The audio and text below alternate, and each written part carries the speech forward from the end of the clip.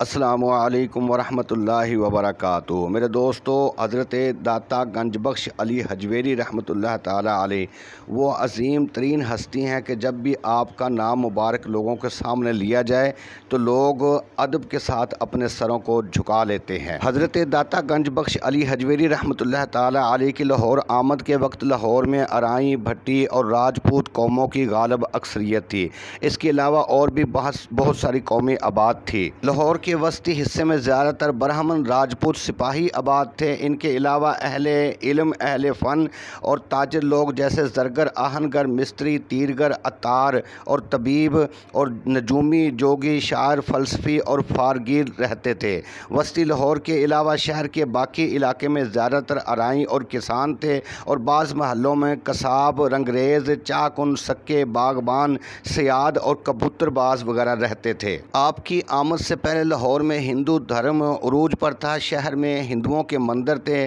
ہر مندر ایک پروہت کی جاگیر تھا جس کے ساتھ وسیع زمین اور دوسری املاک تھی۔ ان مندروں میں پجاری رنگریلیاں مناتے تھے اور مذہب کے نام پر ہر قسم کی بے حیائی روا تھی۔ ہر مندر میں الگ الگ بتوں کی پوجا ہوتی تھی۔ پجاری سادہ لو عوام کی جیبیں خالی کرتے اور خود گلچھڑے اڑاتے تھے۔ لوگوں کی اخلاقی حالت نہایت ہی خراب تھی۔ شراب، سود، زنا، جوا اور دوسری برائیاں عام تھی۔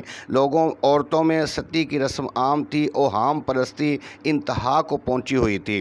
آداب الحرمین میں آتا ہے کہ راجہ بزت نے اپنے زمانے میں سورج دیوتا کا مندر، راوی مندر جسے کہا جاتا تھا، راوی مندر بنوایا تھا۔ یہ بڑا مشہور اور قابل دید مندر تھا۔ اس میں سورج کی پوجا کی جاتی تھی۔ حضرت داتا گنج بخش علی حجویری رحمۃ اللہ تعالی علیہ کے اخلاق حمیدہ کا ایک پہلو حق گوئی ہے۔ آپ نے زندگی بھر حق بات کہی۔ چونکہ آپ کو قرآن و حدیث پر مکمل عبور حاصل تھا، اس لیے آپ نے ہمیشہ جو بات بھی کی وہ حق کی بنیاد پر کہی۔ آپ حق بیان کرنے کے لیے اپنے وطن افغانستان سے لاہور تشریف لائے۔ دیار غیر میں آ کر ہندوؤں کے سامنے حق بات کہنا بڑا مشکل تھا، جو صدیوں سے بتوں کے پجاری تھے اور اپنے دین کے خلاف ایک بات بھی سننے کے لیے تیار نہیں تھے۔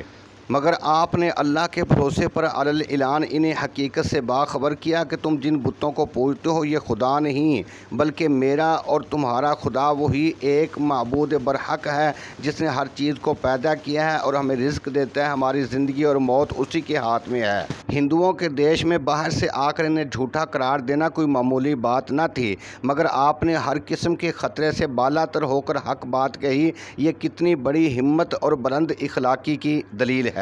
یہ بات ذہن میں رکھیے کہ کرامت کا لفظ کرم سے ہے۔ اللہ تعالیٰ کے کرم سے ایسا فعل جو اس کے ولی سے سرزد ہو، جس سے انسانی عقل اور قوت عاجز ہو جائے، کرامت کہلاتا ہے۔ اللہ تعالیٰ کے ولیوں کے سامنے جب باطل قوت آ کر ان سے ٹکر لیتی ہے تو اللہ تعالیٰ اپنے ولیوں کو سچا کرنے کے لیے ان سے ایسی طاقت کا اظہار کرواتا ہے جس سے باطل عاجز ہو جاتا ہے تو یہ کرامت بن جاتی ہے۔ صوفیاء کے نزدیک اللہ کے بندوں سے کرامت کا سرزد ہونا برحق ہے۔ جس طرح ولایت نبوت کے زیر سایہ ہے، ایسے ہی کرامت بھی معجزہ کے تابع ہے، یعنی ولی کی کرامت نبی کے معجزے کا عکس ہے۔ ولی نبی کے دعویٰ کی تصدیق کرنے والا ہوتا ہے، یعنی کہ اس کے تابع ہوتا ہے۔ پہلے تو یہ واقعہ لوگوں میں سینہ بسینہ چلا آ رہا تھا، مگر جب جدید دور آیا تو لوگوں نے کتابوں میں لکھنا شروع کر دیا کہ حضرت داتا علی حجویری ایک مرتبہ شہر میں اس طرف چلے گئے جہاں راستے میں ہندوؤں کے بہت سارے مندر تھے۔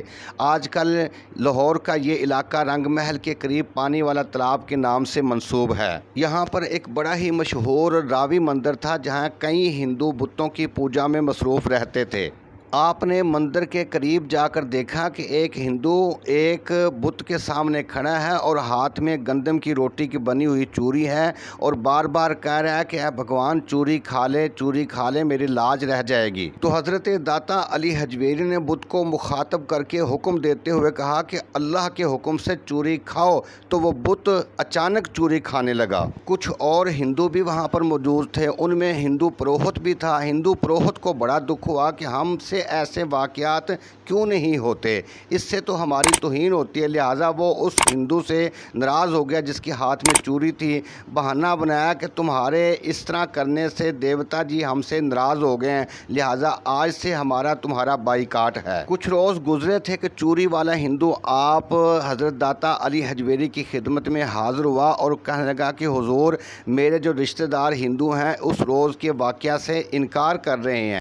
میری بات کو کوئی رشتہ دار سچ ماننے کے لیے تیار نہیں ہے اور تمام رشتہ دار کہتے ہیں کہ تو جھوٹ بولتا ہے۔ حضرت داتا علی حجویری رحمۃ اللہ تعالیٰ علیہ نے اس ہندو سے فرمایا کہ تم اپنے رشتہ داروں اور اپنے ہمسایوں کو اکٹھا کر لو اور اللہ کی قدرت اور طاقت کو دیکھ لو۔ پھر ایک دن اس ہندو کے تمام رشتہ دار اور ہمسائے جمع ہو گئے۔ حضرت داتا علی حجویری بھی تشریف لے گئے۔ اسی ہندو نے پھر چوری کا کٹورا بت کے سامنے کرتے ہوئے کہا کہ چوری کھاؤ، تو بت نے ذرہ برابر بھی حرکت نہیں کی۔ تو حضرت داتا علی حجویری نے اس بت کو حکم دیتے ہوئے کہا کہ چوری کھا، کیوں اس غریب کا دل توڑتا ہے؟ تو اچانک بت چوری کھانے لگا۔ ہندوؤں نے جب اپنے دیوتا کو اپنی آنکھوں سے چوری کھاتے ہوئے دیکھا تو بہت ہی حیران ہوئے اور اپنے دانتوں میں انگلیاں دبا لی۔ داتا حضور نے لوگوں کو حیران ہوتے ہوئے دیکھ کر ارشاد فرمایا کہ اے لوگو، اللہ ہر شے کا خالق ہے، اللہ ہر کام کرنے کی طاقت رکھتا ہے۔ یہ زمین، یہ آسمان، یہ سورج، ستارے،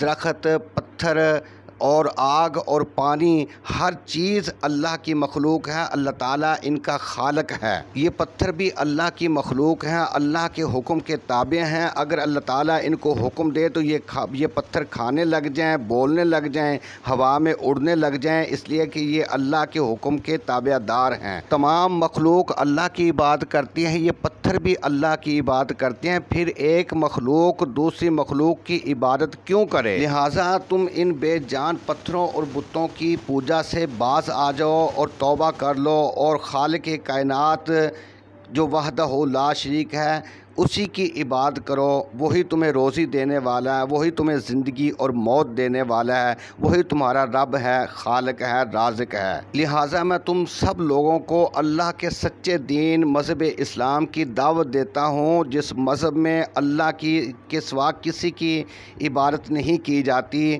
اور نہ ہی اسلام میں کسی اور کو اللہ کے ساتھ شریک ٹھہرایا جاتا ہے۔ حضرت داتا علی حجویری کی یہ نورانی تبلیغ اور ارشاد سن کر بہت سارے ہندو یہ سوچنے پر مجبور ہو گئے کہ بے شک دین اسلام ہی وہ واحد اور سچا مذہب ہے جس میں صرف اللہ تعالیٰ کی عبادت کی جاتی ہے اور اللہ تعالیٰ کے ساتھ کسی کو شریک نہیں ٹھہرایا جاتا، اور دین اسلام ہی وہ واحد مذہب ہے جو کہ محبت، اخوت، مساوات اور بھائی چارے کا درس دیتا ہے۔ یہی وہ مذہب ہے جس میں ہمسائے کے حقوق، رشتہ داروں کے حقوق، والدین کے حقوق، بیوی بچوں کے حقوق، بہن بھائی کے حقوق ہیں۔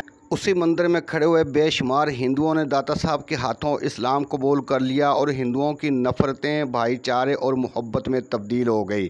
میری آپ سے گزارش ہے کہ میرے چینل حوضر کوثر کو ضرور سبسکرائب کریں۔ اللہ دے حوالے، السلام علیکم۔